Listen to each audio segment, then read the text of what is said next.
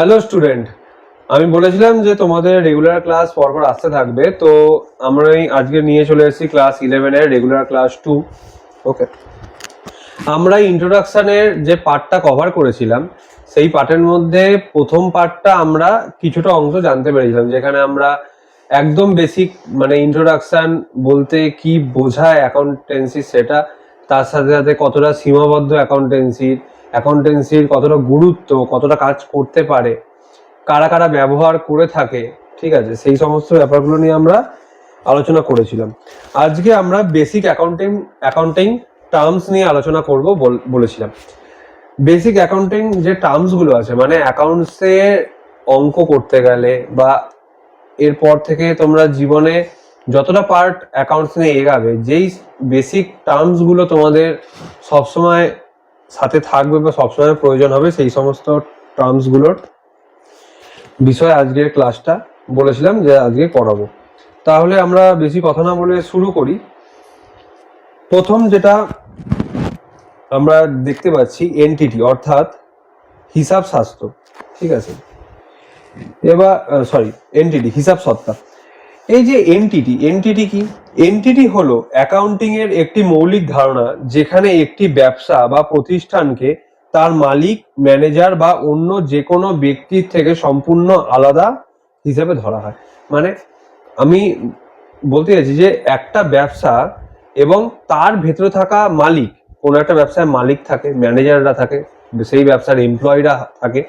তো এই যে এতজন ব্যক্তি, তারা ব্যবসাটার সাথে যুক্ত হলেও ব্যবসার সম্পূর্ণ একটা আলাদা অস্তিত্ব আছে। ব্যবসা এবং ব্যবসার মালিক কখনো এক নয়। আজকে তোমরা স্কুলে পড়েছো অনেকে, যেই স্কুলেই পড়ো না কেন, তোমরা স্কুলে গেলেও স্কুলের কিন্তু একটা আলাদা সত্তা আছে, স্কুলের একটা আলাদা পরিচিতি আছে।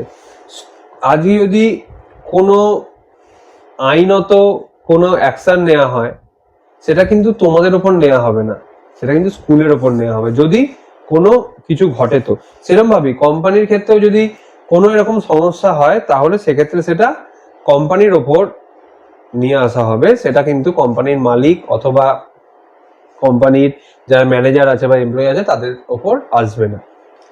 আচ্ছা, বিজনেস ট্রানজাকশন, ব্যবসার লেনদেন, ব্যবসায়িক লেনদেন কাকে বলে?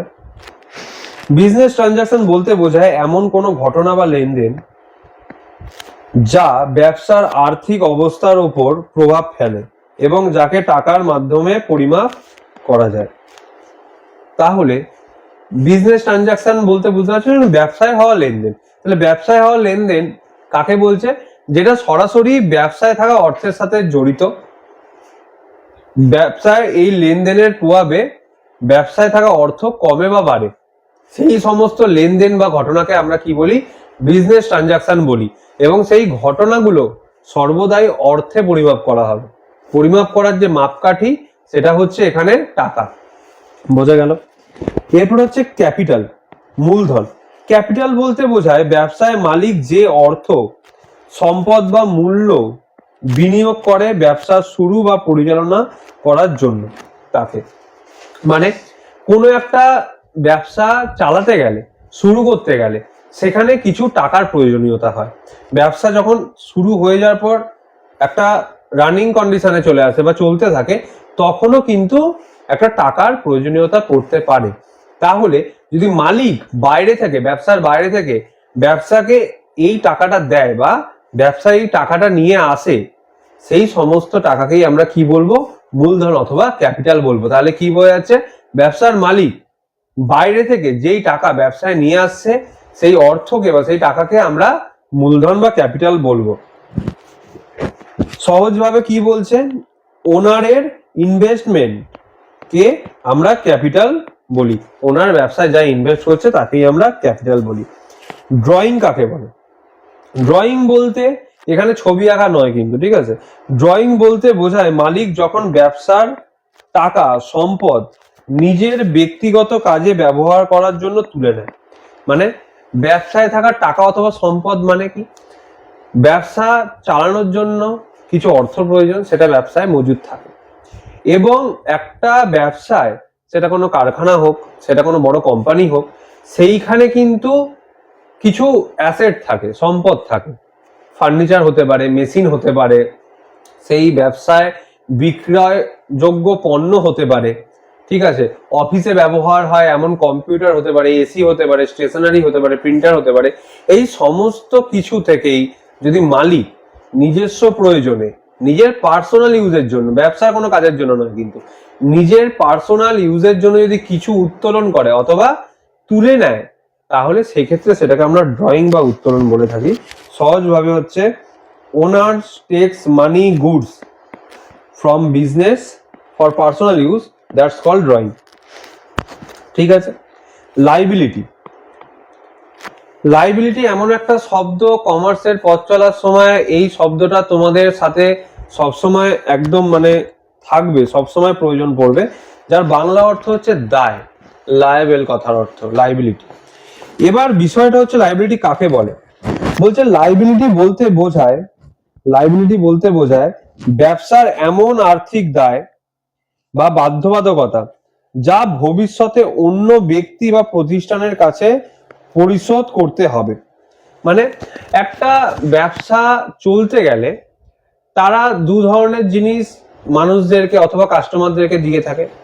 একটা হচ্ছে সার্ভিস, অথবা একটা হচ্ছে গুডস। নয়তো পণ্য দেবে, নয়তো সেবা দেবে। আজকে যতজন শিক্ষক শিক্ষিকা আছে, ডাক্তাররা আছে, তারপরে যে কোনো হসপিটালে সাথে তুমি যে কোনো প্রাইভেট কোচিং সেন্টার অথবা টিভি দেখছো, যে টিভিতে যে ওটিটি গুলো আসছে, এগুলো কিন্তু পারচেস করতে হচ্ছে, তা সেইগুলো নিশ্চয়ই কোনো কোম্পানি প্রোভাইড করছে। এইগুলো কিন্তু সার্ভিস অথবা সেবার অংশ। যেরকম তোমরা ফোনে কথা বলছো, এটা কিন্তু সেবার অংশ, ঠিক আছে। সেরকম ভাবেই সার্ভিস, অর্থাৎ সার্ভিস এবং মানে যেটা হচ্ছে পণ্য, পণ্য বলতে হচ্ছে যে কোনো ধরনের পণ্য, যেরকম সকালবেলা ঘুম থেকে ওঠার পরে আমাদের পেস্ট লাগছে, তারপরে আমরা খাওয়া দাওয়া করছি, এই সমস্ত জিনিস আমরা মানে নিত্য নৈমিত্তিক দিনে যে যা যা কিছু ব্যবহার করে থাকি, সেই সমস্তই হচ্ছে পণ্য অথবা গুডস। তাহলে এইগুলো এইগুলো কিন্তু প্রয়োজন। তো একটা ব্যবসা এইগুলো যে চলছে, এগুলো যে চালাচ্ছে বা এই পরিষেবাগুলো দিচ্ছে, তার জন্য কারোর না কারোর থেকে অর্থের প্রয়োজন হচ্ছে, কারোর না কারোর থেকে কিছু মেটেরিয়াল মানে কাঁচামালের প্রয়োজনীয়তা পড়ছে। তো সেইগুলো কিন্তু ব্যবসা যখন চলে তখন কিন্তু সবসময় এটা সম্ভব হয় না যে প্রত্যেকবার ক্যাশ দিয়েই নিয়ে আসবে। সেখানে নিজেদের মধ্যে একটা রিলেশনশিপ তৈরি হয়, তার বিনিময়ে ধারে কেনা বেচা হয়। তো সেই সময় ব্যবসার কিছু ধার সৃষ্টি হয় বাজারে, সেটা কোনো ব্যক্তির কাছে হতে পারে, সেটা কোনো বড় প্রতিষ্ঠানের কাছে হতে পারে, ঠিক আছে। তো সেই ব্যক্তি বা প্রতিষ্ঠানের কাছে যেটা বাধ্যবাধকতা বা দায় থেকে থাকে, আর্থিক হতে পারে, সেই আর্থিক ভাবে সেটা দায় হতে পারে, অথবা কাইন্ডে হতে পারে, মানে অর্থ ছাড়া কোনো দায়, ঠিক আছে। সেই যেরকম যদি কোনো দায় থেকে থাকে তাহলে আমরা সেটাকে লাইবিলিটি বলবো। লাইবিলিটিকে আমরা দুভাগে ভাগ করি। একটা হচ্ছে কারেন্ট লাইবিলিটি বা চলতি দায়, মানে যে সমস্ত দায় 1 বছরের মধ্যে বা স্বল্প মেয়াদে পরিশোধ করতে হয় তাকে বলা হয় কারেন্ট লাইবিলিটি বা চলতি দায়। মানে খুব প্রতি বছর বছর রিকারিং বেসিসে সেই দায়গুলোকে আমাদের মিটিয়ে দিতে হয়, সেগুলো হচ্ছে কারেন্ট লাইবিলিটি। যেরকম হচ্ছে creditors, bills payable, outstanding expense, short term loan ইত্যাদি ইত্যাদি। এবার এই যে ওয়ার্ডগুলো, এইগুলো নিচে এগুলোর ব্যাখ্যা আছে, এগুলো পড়বো। নন কারেন্ট লাইবিলিটি কি? যেই সমস্ত দায় 1 বছরের বেশি সময় ধরে থাকে ব্যবসায় এবং 1 বছরের বেশি সময় বাদে গিয়ে পরিশোধিত হয়, ঠিক আছে, সেই সমস্ত দায়কে আমরা ফিক্সড লাইবিলিটি বলি। যেরকম হচ্ছে bank loan, debenture, mortgage loan ইত্যাদি, ঠিক আছে।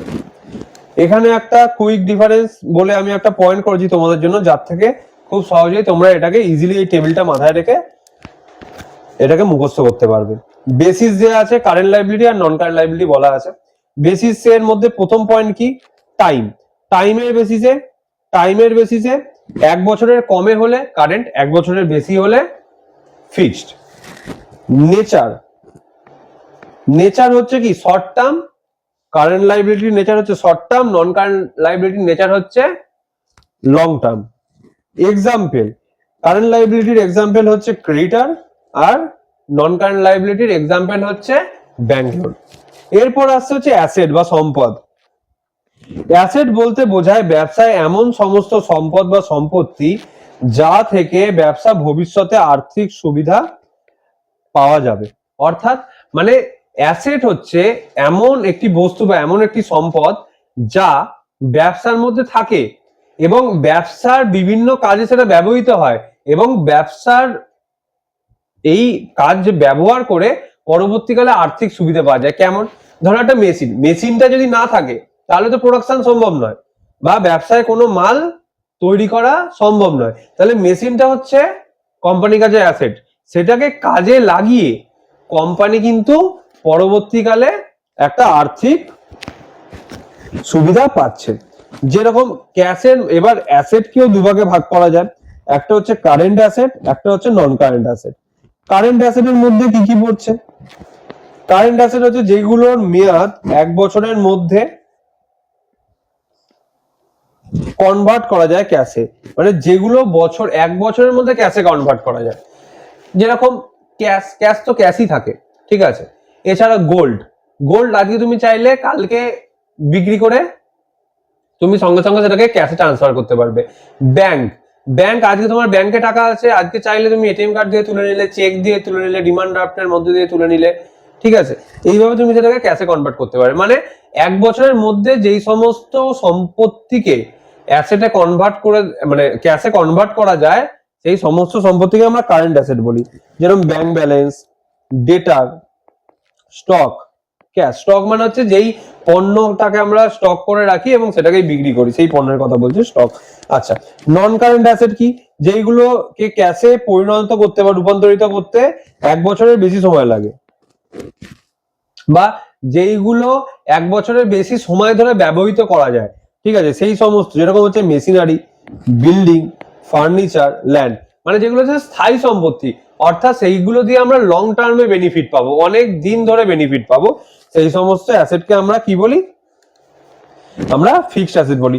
আগের বারের মতন এইবারেও আমরা একটা পার্থক্যর জন্য একটা শর্ট টেবিল তৈরি করেছি, যেটা তোমাদের বুঝতে সাহায্য করবে। বেসিক, কারেন্ট অ্যাসেট, নন কারেন্ট অ্যাসেট। টাইমের ভিত্তিতে 1 বছরের বেশি সময়ের জন্য যদি কোনো অ্যাসেট ব্যবহার করা হয় সেটাকে বলা হবে ফিক্সড অ্যাসেট। 1 বছরের কম সময়ের জন্য যদি কোনো অ্যাসেট ব্যবহার করা হয় সেটাকে বলা হবে current asset. Nature short term, এটা লং টার্ম, ঠিক আছে। নেচার কি?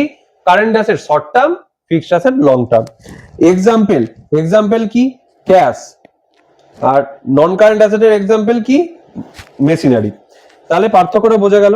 এরপর হচ্ছে এক্সপেন্স। ব্যবসা করতে গেলে আমাদের কিছু ব্যয় হয়, ঠিক আছে। আমরা জানি যে এক্সপেন্সকে আমরা মূলত খরচ হিসেবে জানি, কিন্তু অ্যাকাউন্টেন্সির ভাষায় এক্সপেন্স অর্থাৎ ব্যয়, ঠিক আছে।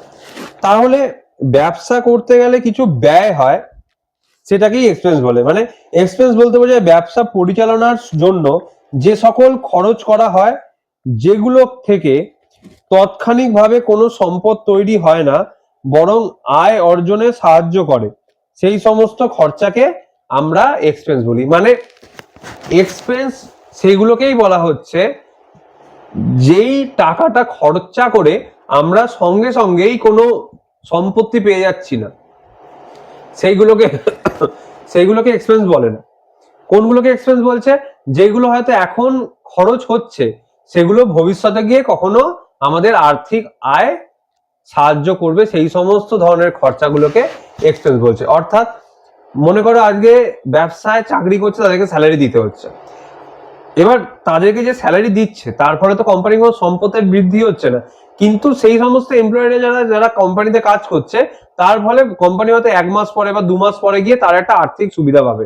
তো সেই সমস্ত খরচকে আমরা এক্সপেন্স বলে থাকি।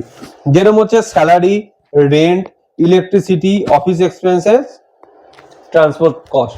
তাহলে মানে এই উদাহরণগুলো দেখে তোমরা বুঝতে পারছো যে কোন কোন ধরনের খরচাগুলোকে আমরা এক্সপেন্স বলতে পারি। আচ্ছা, এবার এক্সপেন্স বলছে 2 ধরনের হয়ে থাকে। একটা হচ্ছে রেভিনিউ এক্সপেন্স,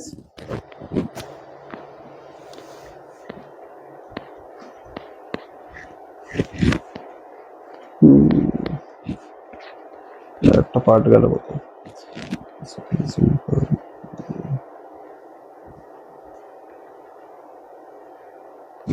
আচ্ছা, রেভিনিউ এক্সপেন্স। রেভিনিউ এক্সপেন্স বলতে বোঝায় ব্যবসায় মূলত কাজকর্ম চালানোর জন্য, মানে প্রতিদিনের কাজ চালানোর জন্য যে ধরনের খরচাগুলো হয়ে থাকে সেই সমস্ত খরচাগুলোকে আমরা রেভিনিউ এক্সপেন্স বলি।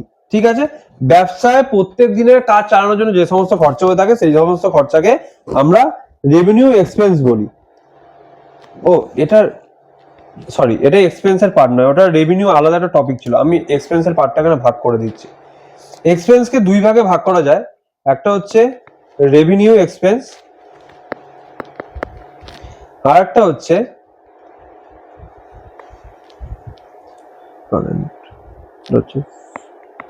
Fixed expense, revenue expense.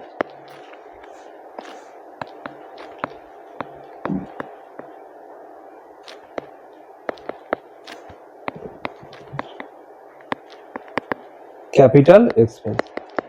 Revenue expense কি, ক্যাপিটাল এক্সপেন্স কি?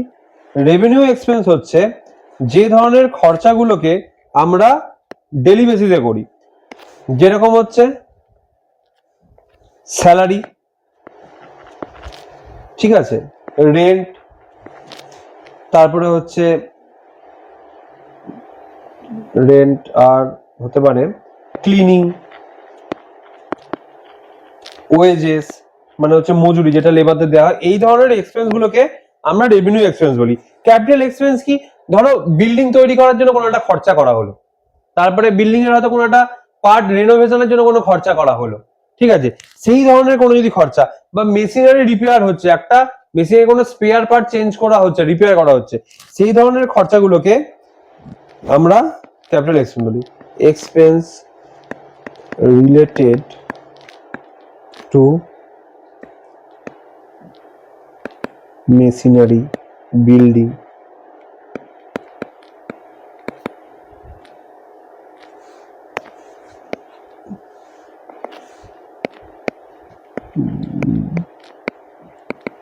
ঠিক আছে, ইত্যাদি।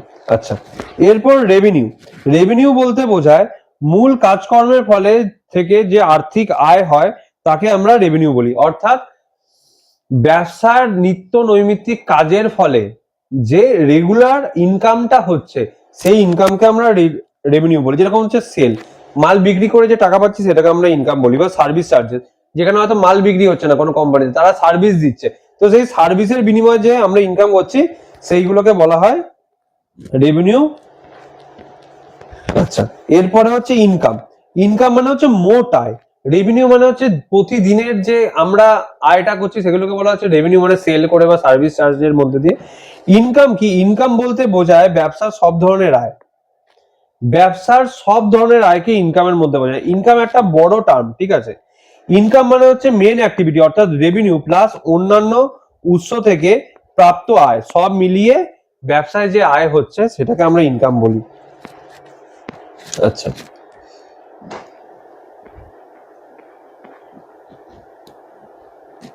এরপর টপিক হচ্ছে প্রফিট, লাভ। লাভ বলতে বোঝায়, প্রফিট বলতে বোঝায় ব্যবসার মোট আয় থেকে সব খরচ বাদ দেওয়ার পর যে অতিরিক্ত অংশ পড়ে থাকে। ধরা যাক ব্যবসায় সেল হয়েছে 50,000 টাকা, ব্যবসায় সেল কত হয়েছে? 50,000 টাকা। সেই সেলটা করার জন্য আমার খরচ কত হয়েছে? 30,000 টাকা। তাহলে প্রফিট আমার কত হয়েছে? 20,000 টাকা।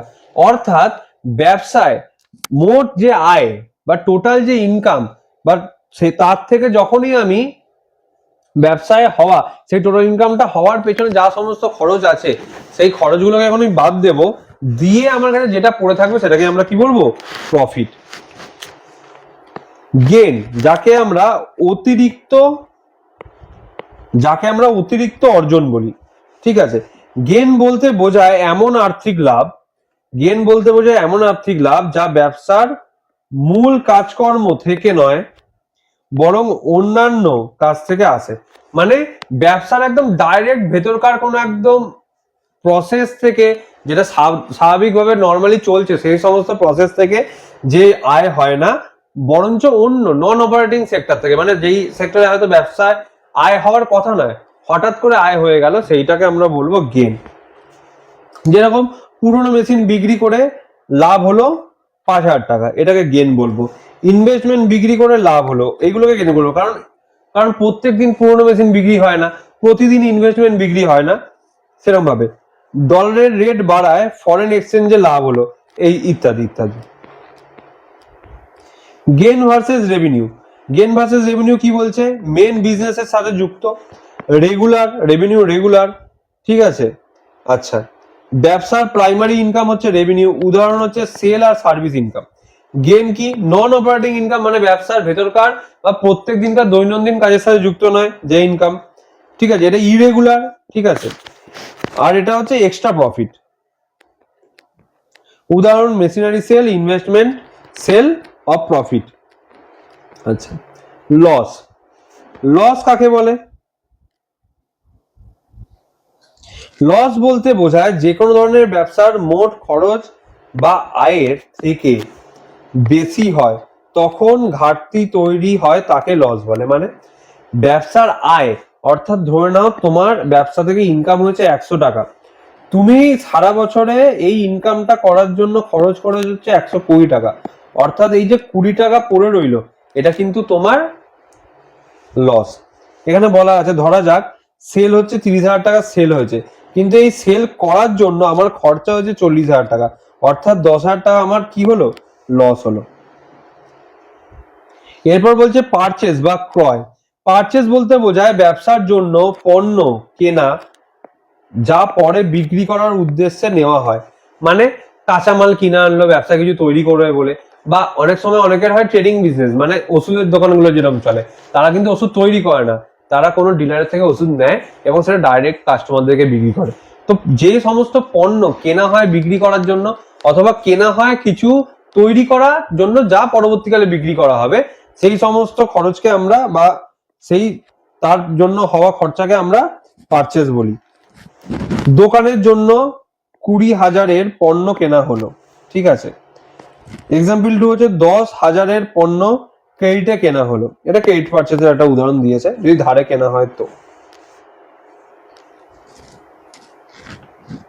তারপরে যেরকম বলছে দেখুন, সব কেনাকাটা কিন্তু পণ্য নয়, যেই কেনাকাটা সম্পূর্ণ বিক্রির সাথে যুক্ত থাকবে তাকেই আমরা পণ্যের মধ্যে, মানে পারচেজের মধ্যে ফেলবো। অর্থাৎ ফার্নিচার যদি কিনে আনা হয় ব্যবসার জন্য, বা মেশিনারি যদি কিনে আনা হয় ব্যবসার জন্য, এগুলো কিন্তু আমরা বিক্রি করার জন্য কিনছি না, তাহলে এটাকে কি বলা হবে? এটাকে অ্যাসেট বলা হবে। কিন্তু যদি গুডস কেনা হয় তখন সেটাকে আমরা পারচেজ হিসেবে ধরবো। সেল। সেল বলতে বোঝায় ব্যবসার পণ্য বিক্রি করা যা ব্যবসায় প্রধান আয়ের উৎস। অর্থাৎ সেল বলতে কি বোঝায়? যেইটা মূল ব্যবসার মূল উদ্দেশ্য, মানে যেটা বিক্রি করার জন্য ব্যবসাটা তৈরি হচ্ছে, সেটাই হচ্ছে ব্যবসার কাছে সেল। 30,000-এর নগদে পণ্য বিক্রি করা হলো, বা ধারে 15,000-এর পণ্য বিক্রি করা হলো, এইগুলো বলা হয়েছে। আচ্ছা, গুডস কাকে বলে? মানে এতক্ষণ ধরে আমরা পণ্য পণ্য শুনছিলাম, গুডস কি? গুডস বলতে বোঝায় সেই সমস্ত জিনিস যেগুলো ব্যবসায় কেনা বা বিক্রি করার জন্য রাখা হয়, মানে যেটা হচ্ছে ব্যবসার মেন এলিমেন্ট, যেটাকে বিক্রি করে ব্যবসার আয় হয়, বা যেটাকে বিক্রি করার জন্য এই ব্যবসা সমস্ত ধরনের খরচাগুলো হয়ে থাকছে, সেইটাকে কি বলি না আমরা? গুডস। স্টক কাকে বলে? মজুদ পণ্য। এই গুডসকেই যখন আমরা স্টক করে রাখি, কারণ আমরা একদিনেই তো নিশ্চয়ই আমাদের সমস্ত মাল বিক্রি করে দিতে পারবো না, আমাদের কিছু মাল মজুদ করতে হবে, প্রতিদিন কিছু কিছু করে আমাদেরকে বিক্রি করতে হবে। আগের বছরে মজুদ হয়ে যাওয়া কিছু পণ্য এবছরে থেকে যাবে, আবার এই বছরের কিছু পণ্য পরের বছরের জন্য থেকে যাবে। এইভাবে যে সমস্ত ধরনের পণ্য নির্দিষ্ট মেয়াদে বিক্রি হয় না, রয়ে যায়, বর্তমানে অবিকৃত অবস্থায় আছে, তাকে আমরা স্টক বলি, ঠিক আছে। যেরকম আমরা 100টি শার্ট কেনা হলো, 70টি বিক্রি হয়েছে, বাকি 30টি শার্ট পড়ে রয়েছে, তাহলে এই 30টি শার্ট হলো আমার স্টক। ওপেনিং স্টক কাকে বলে? বছরের শুরুতে যে পণ্য পড়ে থাকে বা যে স্টক পড়ে থাকে তাকে ওপেনিং স্টক বলে, আর বছরের শেষে যে সমস্ত স্টক পড়ে থাকে তাকে আমরা ক্লোজিং স্টক বলি। ডেটার কাকে বলে? আমরা পণ্য কাউকে যদি বিক্রি করি এবং সেটা যদি ধারে বিক্রি করি, তাহলে আমরা সেই ব্যক্তির থেকে টাকা পাই। তাহলে যেই সমস্ত ব্যক্তির থেকে বা যেই সমস্ত প্রতিষ্ঠানের থেকে যারা ব্যবসা থেকে ক্রেডিটে পণ্য বা সেবা নিয়েছে, মানে ধারে পণ্য নিয়েছে অথবা সেবা নিয়েছে এবং টাকা দেয়নি, অর্থাৎ যাদের থেকে আমরা টাকা পাবো, যারা হচ্ছে আমাদের পাওনাদার, তাদেরকে আমরা কি বলি? ডেটার বলি। যেরকম 10,000-এর পণ্য বাকিতে বিক্রি করা হলো, তাহলে যেই ব্যক্তিকে 10,000-এর পণ্য বাকিতে বিক্রি করা হয়েছে সেই কিন্তু আমার ডেটার। ঠিক আছে, এখানে ডেটার বানানটা হচ্ছে DEBTOR, শুনতে ডেপ্টর লাগে কিন্তু বিটা উজ্জ থাকে, ডেটার। ঠিক আছে, ক্রেডিটার, ডেটারটা তাহলে হবে এখানে একটু মিস্টেক হয়েছে, এখানে হবে এটা দেনাদার, ক্রেডিটারটা। ঠিক আছে, ক্রেডিটার বলতে বোঝায় যে সমস্ত ব্যক্তি বা প্রতিষ্ঠানের থেকে আমাদের ব্যবসা ধারে মাল কিনে নিয়ে এসছে, আমাদের ব্যবসায় ধারে মাল কিনে নেওয়া হয়েছে বা সেবা নেওয়া হয়েছে, তাদেরকে পরবর্তীকালে আমরা সেই টাকা এখনো দিনই পরবর্তীকালে দিতে বাধ্য, সেই সমস্ত ব্যক্তি বা প্রতিষ্ঠানই আমাদের কাছে হচ্ছে দেনাদার। যেরকম হচ্ছে 5,000 টাকার পণ্য বাকিতে কেনা হলো, মানে 5,000 টাকার পণ্য নিয়ে আসা হয়েছে, এবার এই 5,000 টাকার পণ্যের যে দাম, মানে অর্থাৎ 5,000 টাকা, এটা কখনো না কখনো আমাকে সেই ব্যক্তিকে দিতে হবে, তাই জন্য সেই ব্যক্তি হচ্ছে আমার কাছে ক্রেডিটার। এখানেও কিছুটা পার্থক্য তৈরি করা হয়েছে ডেটার আর ক্রেডিটারের মধ্যে। মিনিং, আমাদের কাছ থেকে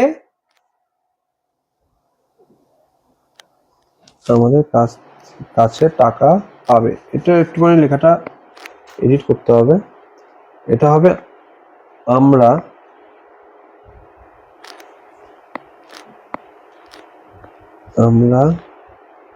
যাদের কাছে টাকা পাবো, আমরা যাদের কাছে টাকা পাবো তাদেরকে আমরা কি বলবো? ডেটার। ঠিক আছে, আমরা যাকে টাকা দেব তারা হচ্ছে ক্রেডিটার। নেচার কি? অ্যাসেট আর লাইবিলিটি। ডেটার আমাদের কাছে অ্যাসেট, যেহেতু তার থেকে আমরা টাকা পাবো, অর্থাৎ ডেটারকে আমরা ক্যাশের ইকুইভ্যালেন্ট ধরবো, মানে সমান ধরবো, তাই জন্য সেটা আমাদের কাছে অ্যাসেট। আর ক্রেডিটারকে টাকা দিতে হবে, আমরা দায়বদ্ধ, তাই জন্য ক্রেডিটার আমাদের কাছে liability. Created by, credit sale, ধারে মাল বিক্রি করলে ডেটার ক্রিয়েট হয়, আর ধারে মাল কিনলে ক্রেডিটার ক্রিয়েট হয়। এরপর হচ্ছে ভাউচার। ভাউচার হলো এমন একটি লিখিত প্রমাণপত্র যা কোনো বিজনেস ট্রানজাকশন ঘটেছে বলে প্রমাণ দেয়। অর্থাৎ কোনো একটা তোমরা যখন দোকানে যাও, তোমাদেরকে দেখবে ক্যাশ মেমো দেওয়া হয়, ইনভয়েস দেওয়া হয়, বিল দেওয়া হয়, বা পেমেন্ট স্লিপ দেওয়া হয়, মানে যে তোমরা যে পেমেন্টটা করেছো তার জন্য একটা নথি দেওয়া হয়। এই নথিটাকেই আমরা বলি ভাউচার, যেটা প্রমাণ দেয় যে অর্থের যে একটা লেনদেন হয়েছে তার প্রমাণস্বরূপ এটা দেয়া হয়। ডিসকাউন্ট তোমরা এই কথাটা আগেই শুনেছো, যে ছাড়, চৈত্র সেল হয় সেই সময় কিছু ছাড় দেওয়া হয়, পুজোর সময় মার্কেটিং করতে গেলে সেখানে কিছু ছাড় দেওয়া হয়। তাহলে এই যে পণ্য কিনতে গেলে ডিসকাউন্ট বলতে বোঝায় বিক্রেতা যখন ক্রেতাকে মূল্য থেকে কিছু অংশ কমিয়ে দেয় তাকে ডিসকাউন্ট বলা হয়। মানে ধরে নাও যদি কোনো একটা পণ্যের দাম 100 টাকা হয় এবং তোমাকে সেই 100 টাকার পণ্যটা 80 টাকায় বিক্রি করছে, তাহলে তোমাকে এখানে 20 টাকা ডিসকাউন্ট দেওয়া হলো, বোঝা গেছে? তাহলে এটাকে ডিসকাউন্ট বলে। ডিসকাউন্ট একটা অংশ হচ্ছে ট্রেড ডিসকাউন্ট, অর্থাৎ বাণিজ্যিক ছাড়, মানে পণ্য লিস্ট প্রাইস অর্থাৎ মার্কেট প্রাইসের থেকে সরাসরি যে ছাড় দেওয়া হয়, অর্থাৎ সাধারণত আমরা যে ধরনের ছাড় পেয়ে থাকি সেই ছাড়কে বলা হয় ট্রেড ডিসকাউন্ট। আর ক্যাশ ডিসকাউন্ট মানে হচ্ছে নগদ ছাড়, দ্রুত বা নির্দিষ্ট সময়ের মধ্যে পেমেন্ট করলে যে ছাড় হয়। অর্থাৎ কোনো একটা পণ্য হয়তো বিক্রি হয়েছে, হয়তো সেই সময় সেই পণ্যের টাকা দেওয়া হয়নি, এরকম হয়তো বলা আছে যে কোনো একটি নির্দিষ্ট, অর্থাৎ 1 মাসের ভেতরে যদি সেই টাকা ফেরত দেওয়া হয় তাহলে তাকে 5% ছাড় দেওয়া হবে, এইটাকে বলা হয় ক্যাশ ডিসকাউন্ট, বোঝা গেল? আর ব্যবসা তৎক্ষণাৎ যে ছাড় দেওয়া হয়, পণ্য কেনার সময় যে ছাড় দেওয়া হয়, পণ্যের মূল্য যে কমিয়ে দেওয়া হয়, সেটাকে বলা হয় ট্রেড ডিসকাউন্ট। দেখো উদাহরণ কি বলেছে ক্যাশ ডিসকাউন্টের? 5,000 টাকা পেয়েবেল, মানে 5,000 টাকা দিতে হবে। 2% ক্যাশ ডিসকাউন্ট, মানে যখন যদি একটা নির্দিষ্ট সময়ের মধ্যে, সেটা 1 মান্থ, নির্দিষ্ট সময় এই মাসের মধ্যে যদি টাকাটা দেওয়া হয় তাহলে এই 2% ক্যাশ ডিসকাউন্টটা পাওয়া যাবে। অর্থাৎ যদি সময় মতন পেমেন্ট করা হয় তাহলে কত টাকা দিতে হবে? 4,900 টাকা দিতে হবে। কন্টিনজেন্ট অ্যাসেট বলতে কি বলা হয়? অনিশ্চিত সম্পদ, মানে অনিশ্চিত সম্পদ বা কন্টিনজেন্ট অ্যাসেট হলো এমন এক সম্পদ যা ভবিষ্যতে কোনো অনিশ্চিত ঘটনার উপর নির্ভর করে পাওয়া যেতে পারে। মানে এমন একটা অ্যাসেট যেটাকে তুমি অ্যাসেট বলছো, কিন্তু এর কোনো মানে নেই যেটা সেটা ভবিষ্যতে তুমি কোনো সুবিধা পাবে কি পাবে না। যদি ভবিষ্যতে সুবিধা পাও তখনই সেই অ্যাসেটকে আমরা কন্টিনজেন্ট অ্যাসেট বলবো। যেরকম হচ্ছে কোর্ট কেস জিতলে কম্পেনসেশন পাওয়া যাবে, অর্থাৎ কোর্ট কেসের সাথে এই কম্পেনসেশনটা সরাসরি যুক্ত কোথায়, যদি কোর্ট কেসটা জেতা যায় তাহলেই কম্পেনসেশন পাওয়া যাবে। তাহলে কোর্ট কেসে জিতলে যে এই কম্পেনসেশন পাওয়া যাবে এটা হচ্ছে কন্টিনজেন্ট অ্যাসেট। ইন্স্যুরেন্স কোম্পানি, যে কোনো কিছু একটা ইন্স্যুরেন্স করানো হলো, অর্থাৎ দুর্ঘটনা ঘটলে এই টাকাটা পাওয়া যাবে। ইন্স্যুরেন্স আমাদের কাছে অ্যাসেট, সেটা কন্টিনজেন্ট অ্যাসেট কেন বলা হচ্ছে, কারণ দুর্ঘটনা যদি ঘটে তাহলেই কিন্তু আমরা সেই টাকাটা পাবো। কন্টিনজেন্ট লাইবিলিটি, অনিশ্চিত দায়। কিরকম? কন্টিনজেন্ট লাইবিলিটি হলো এমন সম্ভাব্য দায় যা ভবিষ্যতে কোনো অনিশ্চিত ঘটনার উপর নির্ভর করে সৃষ্টি হতে পারে। মানে ভবিষ্যতে এরকম কিছু ঘটনা ঘটতে পারে, তার ফলে যদি কোনো দায় সৃষ্টি হয়, এখনো কিন্তু কোনো দায় নেই, পরবর্তীকালে যদি দায় সৃষ্টি হয় তাকে আমরা কন্টিনজেন্ট দায় বলি। যেরকম কোর্ট কেস চলছে, একইভাবে যদি হেরে যাও সেক্ষেত্রে যদি কম্পেনসেশনের টাকা তোমাকে দিতে হয় তাহলে এটা কন্টিনজেন্ট লাইবিলিটি হয়ে গেল, আর যদি কম্পেনসেশনের টাকা তুমি পাও তাহলে সেটা কন্টিনজেন্ট অ্যাসেট হয়ে গেল। তারপর হচ্ছে বিল ডিসকাউন্ট বাট নট ম্যাচিওর, অর্থাৎ বিলটা মানে বিল এখনো তো তোমাদের এই বিল এই টপিকটা আসেনি, এটা পরবর্তীকালে যখন হায়ার স্টাডিতে যাবে তখন আসবে। বিল কথাটা অর্থ হচ্ছে হুন্ডি, অর্থাৎ সর্বসময় যে ক্যাশেই যে ট্রানজাকশন এরকম নয়, ঠিক আছে। বিল বলে একটি বস্তু হয় যার মধ্যে সেখানে একটা অর্থের এমন লেগে থাকে, ধরা বলা হলো 1000 টাকার একটা বিল আছে, সেই বিলটা নিয়ে কেউ ব্যাংকে গিয়ে সেটাকে ভাঙাতে পারে, কিন্তু ভাঙানোর সময় ঠিক আছে ব্যাংক সেক্ষেত্রে কিছু কম টাকা দেয়। তো এই বিলটা দুজন মানুষ থাকে সেক্ষেত্রে, ঠিক আছে, একজন মানুষ অন্য একজন মানুষকে বিল দেয় কিছু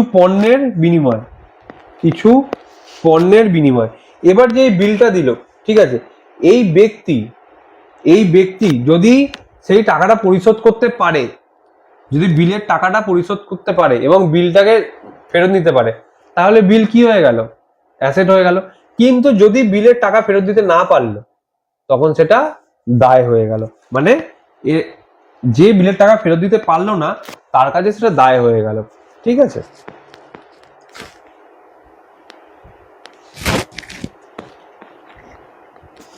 রেভিনিউ রিসিপ্ট কি? রেভিনিউ রিসিপ্ট হলো সেই সমস্ত অর্থপ্রাপ্তি যা ব্যবসার দৈনন্দিন কাজকর্মের সাথে জড়িত বা দৈনন্দিন কাজকর্ম থেকে আসে, যেরকম হচ্ছে সেল, সার্ভিস ইনকাম ইত্যাদি। রেভিনিউ এক্সপেন্ডিচার মানে প্রত্যেক দিনকার ব্যয়, যেই সমস্ত খরচ ব্যবসার দৈনন্দিন দিনের কাজকর্মের সাথে যুক্ত সেই সমস্ত খরচকে আমরা রেভিনিউ খরচ বলি, যেরকম স্যালারি, রেন্ট, ইলেকট্রিসিটি বিল ইত্যাদি। ক্যাপিটাল এক্সপেন্ডিচার, ওপরে পড়েছিল এক্সপেন্ডিচারের দুটো পার্ট, সেখানে এখানে লেখা আছে আমি ওখানেই খুঁজছিলাম, এখানে লেখা আছে ক্যাপিটাল এক্সপেন্ডিচার হলো সেই সব খরচ যা দীর্ঘমেয়াদী সম্পদ অর্থাৎ অ্যাসেট তৈরি বা উন্নতি করার জন্য কাজে লাগে, যেরকম মেশিনারি কেনা, বিল্ডিং কনস্ট্রাকশন করা, ফার্নিচার পারচেজ করা, ইনস্টলেশন কস্ট ইত্যাদি।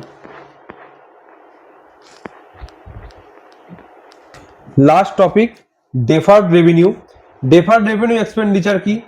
স্থগিত রাজস্ব ব্যয়। ডেফার্ড রেভিনিউ এক্সপেন্ডিচার হলো এমন রেভিনিউ এক্সপেন্ডিচার যার সুবিধা একাধিক বছর ধরে পাওয়া যায়। মানে কোনো এক বছরে করা কোনো খরচের সুবিধা যদি বারবার পাওয়া যায়, তাই পুরো খরচ একসাথে না দেখিয়ে ধীরে ধীরে দেখানো হয়, তাকে বলা হয় ডেফার্ড এক্সপেন্ডিচার। যেরকম হচ্ছে ইনস্টলমেন্ট, মানে একটা অ্যাসেট কেনা হলো, যদি অ্যাসেটটা ধরা হলো কেনা হলো 2026-এ, এই অ্যাসেটটার সুবিধা পাওয়া যাবে 2027-এ, 2028-এ, 2029-এ, এবং এই অ্যাসেটটা ক্যাশে কেনা হলো না, বরঞ্চ ইনস্টলমেন্টে